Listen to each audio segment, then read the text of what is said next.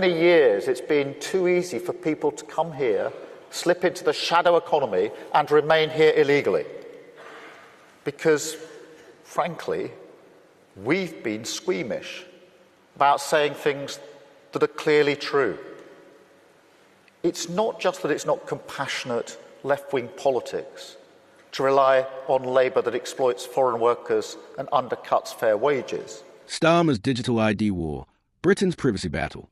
Before we dive into what might be the most controversial move of Starmer's premiership, hit that subscribe button.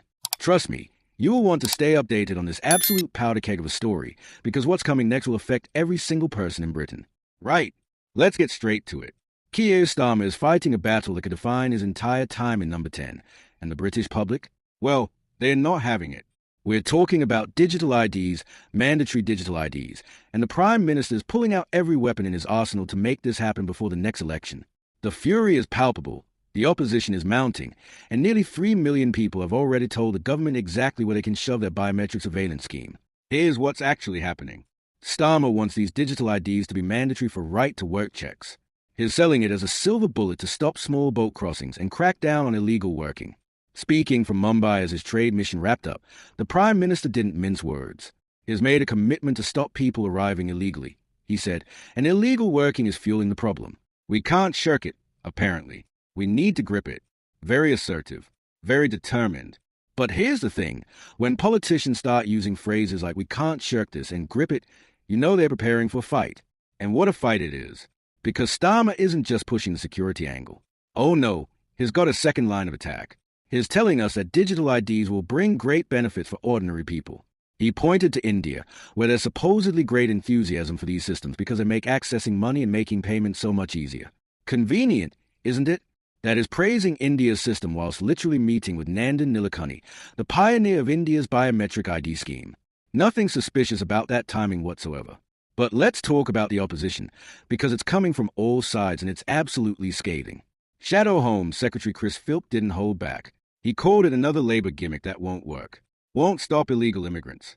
Just another policy that sounds good in a press release but will achieve precisely nothing on the ground. That's a Conservative position, and considering they've had their own share of failed immigration policies, that's quite the statement.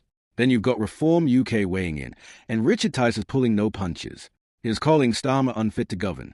His argument, law-abiding citizens shouldn't have their freedoms restricted because the government can't do its job properly. Digital IDs won't stop illegal working.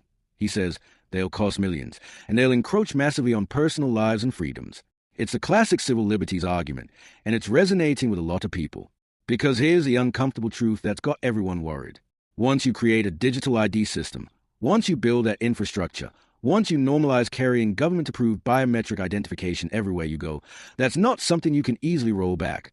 The surveillance concerns are real. The potential for mission creep is enormous. Today it's right-to-work checks. Tomorrow, could be anything. Accessing healthcare, entering certain buildings, proving you're allowed to protest. The slope is slippery, and people know it. Nearly 2.8 million signatures on a petition against this. That's not a fringe movement. That's a significant chunk of the British public saying absolutely not.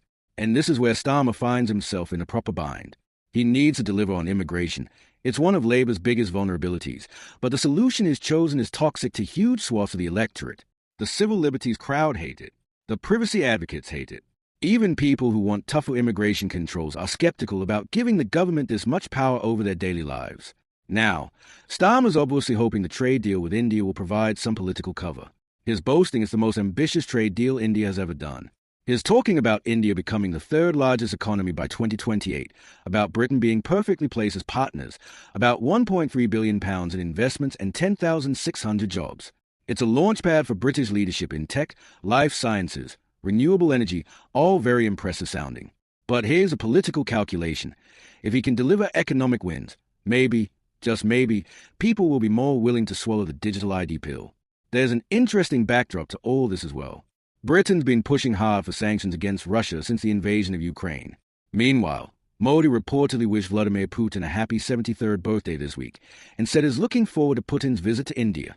So we're cozying up to a country that's cozying up to Russia, learning from their biometric surveillance systems, while simultaneously trying to present ourselves as defenders of democratic values.